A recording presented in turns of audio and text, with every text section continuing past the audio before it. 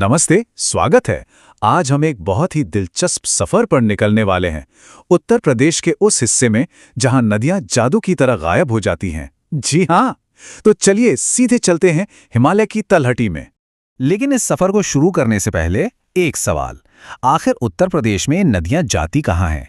मतलब अचानक से गायब? हैरान करने वाली बात है ना। और इसका जो राज है वो कहीं और नहीं बल्कि सीधे जमीन के नीचे ही छिपा हुआ है। तो भाई, इस पहेली को सुलझाने के लिए हमें सबसे पहले अपने पैरों के नीचे जो जमीन है ना, यानी कि मिट्टी, उसको समझना होगा। तो सवाल उठता है कि मिट्टी यानी सॉइल आखिर है क्या? देखिए, ये सिर्फ धूल या गर्दा नहीं है।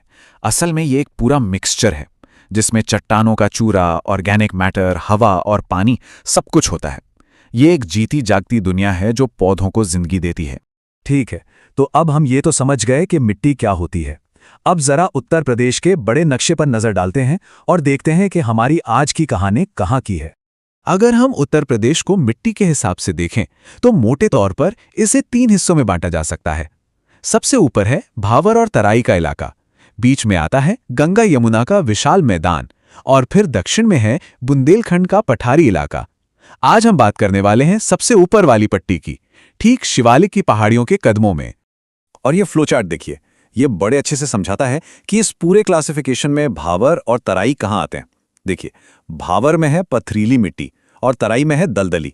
बस ये 2 नाम याद रखने, क्योंकि आगे की पूरी कहानी इन्हीं पर टिकी है। अब इन दोनों तरह की मिट्टियों का राज जानना है ना, तो हमें पानी का सफर देखना होगा कि वो पहाड़ों से मैदानों तक कैसे आता है। यही वो नेचुरल प्रोसेस है जो इस पूरे लैंडस्केप को बनाता है।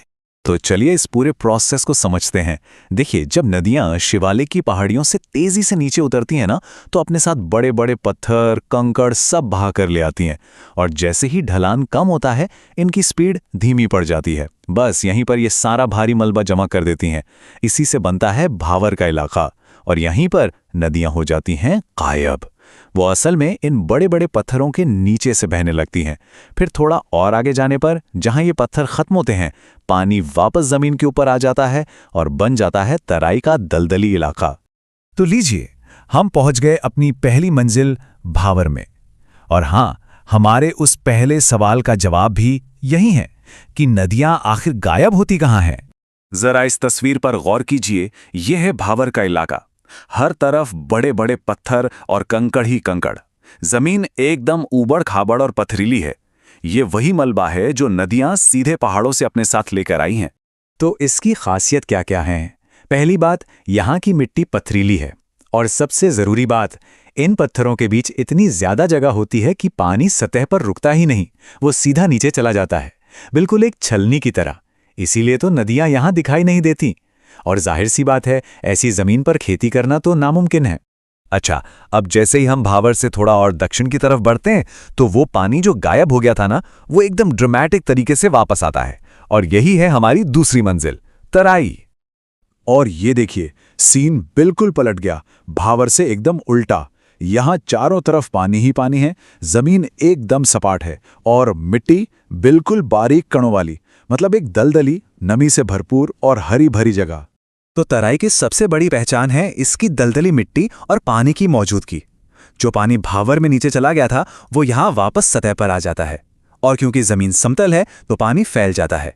बस इसी वजह से ये इलाका उन फसलों के लिए जन्नत है जिन्हें खूब पानी चाहिए, जैसे कि धान, गन्ना और जूट। तो हमने दोनों इलाकों का सफर तो कर लिया।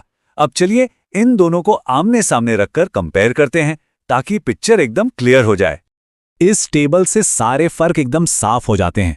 देखिए, मिट्टी की बात करें तो भावर में मोटे कंकड़ पत्थर, तो तराई में बारीक दलदली मिट्टी। जमीन भावर की ऊबड़ खाबड़ है, तराई की एकदम समतल। पानी का हाल क्या है? भावर में नदियां जमीन के नीचे, तराई में सतह पर। और इसी का सीधा असर पड़ता है खेती पर।